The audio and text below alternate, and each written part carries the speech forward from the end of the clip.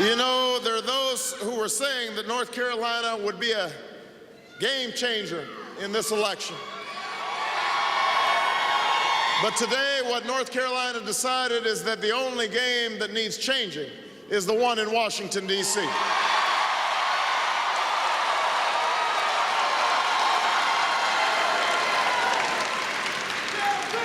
I want to start by congratulating Senator Clinton on what appears to be her victory in the great state of Indiana. I want to thank all the people, I want to thank all the wonderful people of Indiana who worked so hard on our behalf.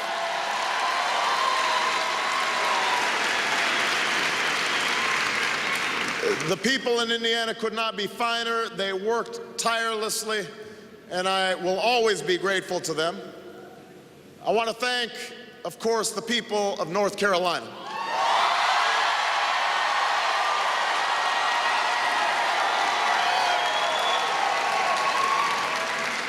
I want to thank them for giving us a victory in a big state.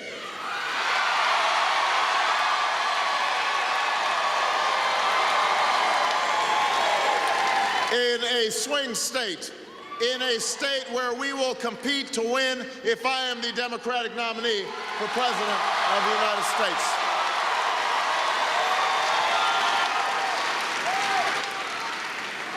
You know, when this campaign began, Washington didn't give us too much of a chance.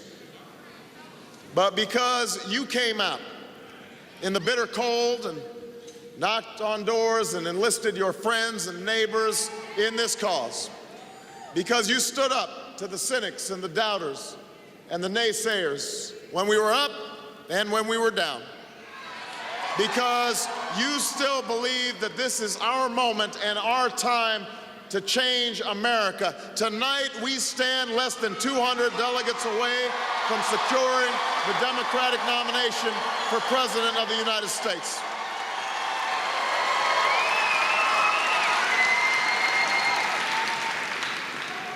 More importantly, because of you, we've seen that it's possible to overcome the politics of division and the politics of distraction, that it's possible to overcome the same old negative attacks that are always about scoring points and never about solving our problems. We've seen that the American people aren't looking for more spin. They're looking for honest answers about the challenges we face. That's what you've accomplished in this campaign, and that's how, together, we intend to change this country.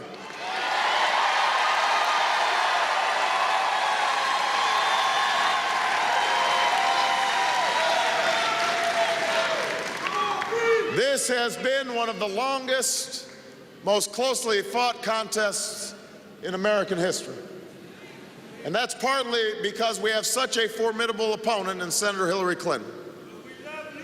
Tonight, many of the pundits have suggested that this party is inalterably divided, that Senator Clinton's supporters will not support me and that my supporters would not support her.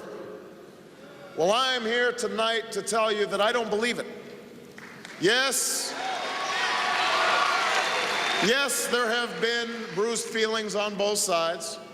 Yes, each side desperately wants their candidate to win. But ultimately, this race is not about Hillary Clinton. It's not about Barack Obama. It's not about John McCain. This election is about you, the American people.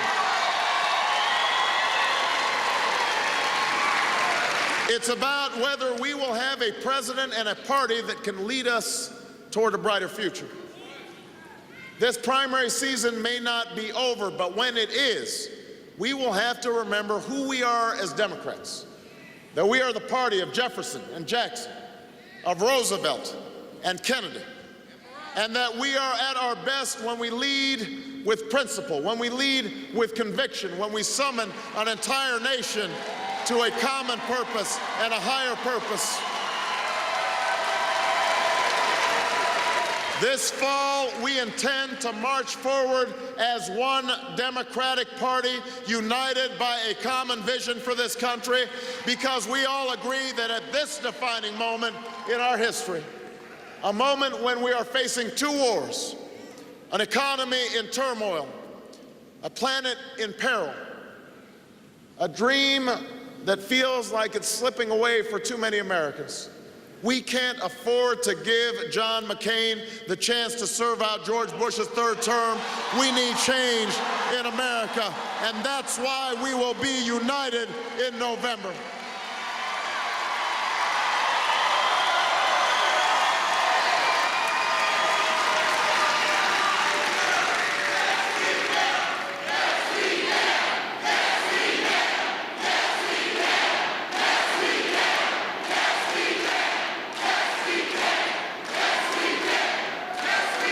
The woman I met in Indiana who just lost her job, lost her pension, lost her health insurance when the plant where she'd worked her entire life closed down. She can't afford 4 more years of tax breaks for corporations like the one that shipped her jobs overseas. She needs us to give tax breaks to companies that create good jobs right here in the United States of America. She can't afford 4 more years of tax breaks for CEOs like the one who walked away from her company with a multi-million-dollar bonus. She needs middle-class tax relief of the sort I've proposed, relief that will help her pay the skyrocketing price of groceries and gas and college tuition, and that's why I'm running for President of the United States of America.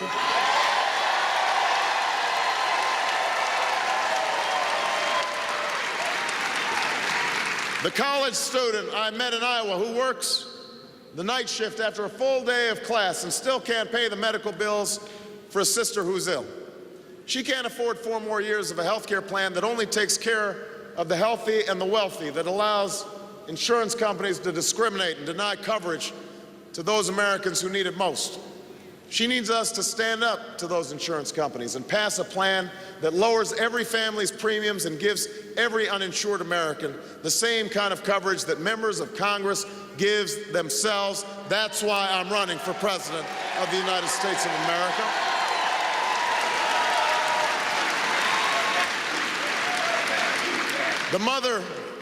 The mother in Wisconsin who gave me a bracelet inscribed with the name of the son she lost in Iraq. The families who pray for their loved ones to come home, the heroes on their 3rd and 4th and 5th tour of duty, they can't afford 4 more years of a war that should have never been authorized and should have never been waged. They can't afford 4 more years of our veterans returning to broken down barracks and substandard care, and they don't want to see homeless veterans on the streets. They don't want to see veterans waiting years to get disability payments or having to travel for hours and miles just to get treatment. They need us to end a war that isn't making us safer. They need us to treat them with the care and respect they deserve. That's why I'm running for president.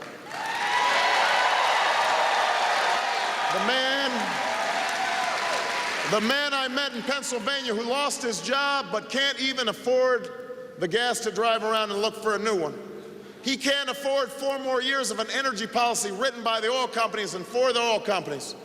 A policy that's not only keeping gas at record prices, but funding both sides of the war on terror and destroying our planet. He doesn't need 4 more years of Washington policies that sound good but don't solve the problem. He needs us to take a permanent holiday from our addiction from oil by making the automakers raise their fuel standards, corporations pay for their pollution, and oil companies invest their record profits in a clean energy future. That's the change we need. That's why I'm running for President of the United States of America.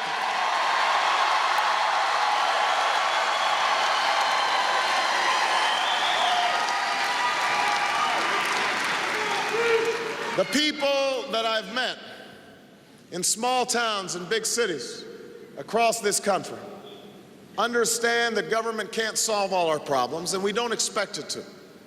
We believe in hard work. We believe in personal responsibility and self-reliance. But we also believe that we have a larger responsibility to one another as Americans. That America is a place, that America is the place where you can make it if you try. That no matter how much money you start with or where you come from or who your parents are, opportunity is yours if you're willing to reach for it and work for it. It's the idea that while there are few guarantees in life, you should be able to count on a job that pays the bills. Health care for when you need it, a pension when you retire, an education for your children that will allow them to fulfill their God-given potential. That's the America we believe in. That's the America that we know. This is the country that gave my grandfather a chance to go to college on the GI Bill when he came home from World War II. A country that gave him and my grandmother the chance to buy their first home with a loan from the FHA. This is the country that made it possible for my mother, a single parent who had to go on food stamps at one point, to send my sister and me to the best schools in the country on scholarships. This is the country that allowed my father-in-law, a shift worker, a city worker at a water filtration plant in Chicago, to provide for his wife and 2 children on a single salary. Now, this is a man who was diagnosed at the age of 30 with multiple sclerosis, who relied on a walker to get himself to work, and yet every day he went and he labored, and he sent my wife and her brother to one of the best colleges in the nation.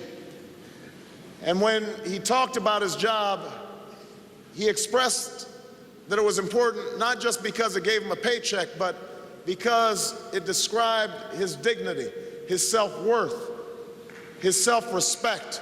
It was an America that didn't just reward wealth, but it rewarded work and the workers who created it. That's the America I love. That's the America you love. That's the America that we are fighting for in this election.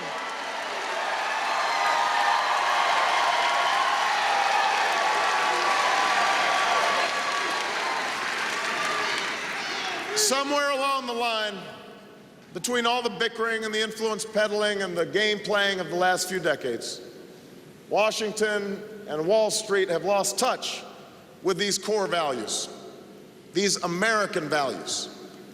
And while I honor John McCain's service to his country, his ideas for America are out of touch with these core values. His plans for the future of continuing a war that has not made us safer, of continuing George Bush's economic policies that he claims have made great progress, these are nothing more than the failed policies of the past. His plan to win in November appears to come from the very same playbook that his side has used time after time in election after election. Yes, we know what's coming. I'm not naive. We've already seen it. The same names and labels they always pin on everyone who doesn't agree with all their ideas. The same efforts to distract us from the issues that affect our lives by pouncing on every gaffe and association and fake controversy in the hopes that the media will play along. The attempts to play on our fears and exploit our differences, to turn us against each other for political gain, to slice and dice this country into red states and blue states, blue collar and white collar, white, black, brown, young, old, rich, poor.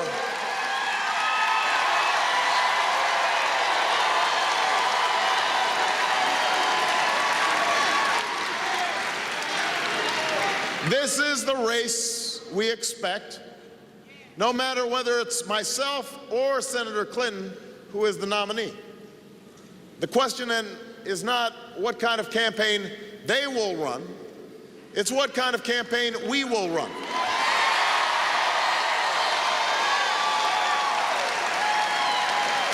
It's what we will do to make this year different.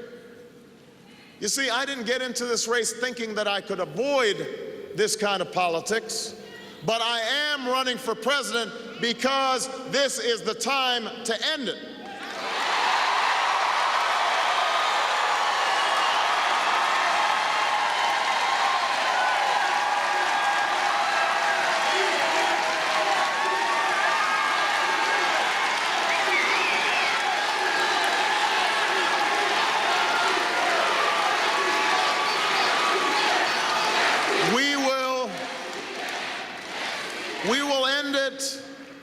it this time not because I'm perfect. I think we know at this phase of the campaign that I am not. We will end it not by duplicating the same tactics and the same strategies as the other side, because that will lead us down the same path of polarization and of gridlock. We will end it by telling the truth.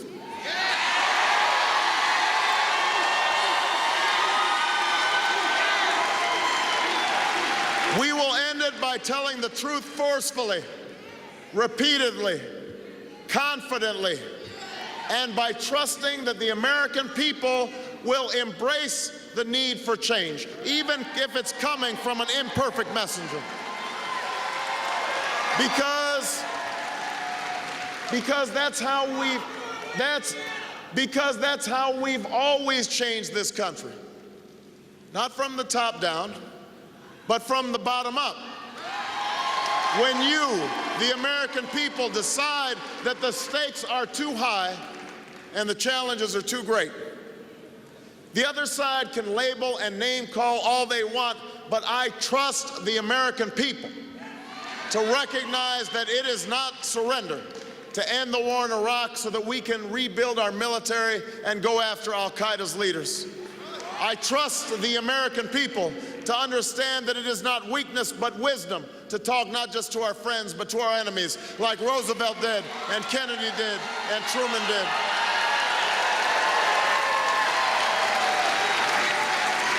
I trust the American people to realize that while we don't need big government, we do need a government that stands up for families who are being tricked out of their homes by Wall Street predators.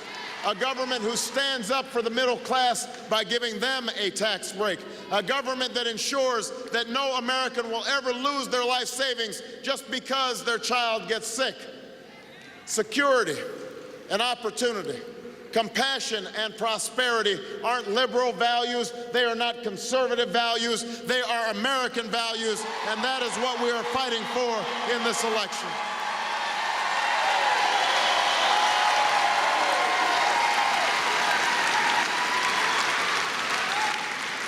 Most of all, I trust the American people's desire to no longer be defined by differences. Because no matter where I've been in this country, whether it was in the cornfields of Iowa or the textile mills of the Carolinas, the streets of San Antonio or the foothills of Georgia, I found that while we may have different stories, we hold common hopes. We may not look the same or come from the same place, but we want to move in the same direction towards a better future for our children and our grandchildren. That's why I'm in this race. I love this country too much to see it divided and distracted at this critical moment in history. I believe in our ability to perfect this nation because it's the only reason I'm standing here today. I know the promise of America because I've lived it. Michelle has lived it. You have lived it. It is the light of opportunity that led my father across an ocean. It's the founding ideals that the flag draped over my father's coffin stand for. It is life and liberty and the pursuit of happiness. It's the simple truth I learned all those years ago when I worked in the shadow of all those shuttered steel mills on the south side of Chicago, that in this country, justice can be won against the greatest odds. Hope can find its way back from the darkest of corners. And when we are told that we cannot bring about the change that we seek, we answer with one voice. Yes, we can. So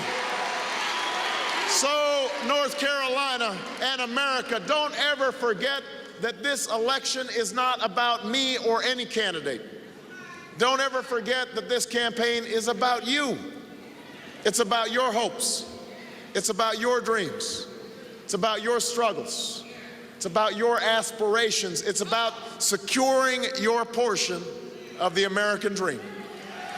Don't ever forget that we have a choice in this country, that we can choose not to be divided, that we can choose not to be afraid, that we can still choose this moment to finally come together and solve the problems we've talked about all those other years and all those other elections. This time can be different than all the rest. This time we can face down those who say our road is too long, that our climb is too steep, that we can no longer achieve the change that we seek. This is our time to answer the call that so many generations of Americans have answered before by insisting that by hard work and by sacrifice, the American dream will endure. Thank you. Thank you, North Carolina. May God bless you and the United States of America. Thank you.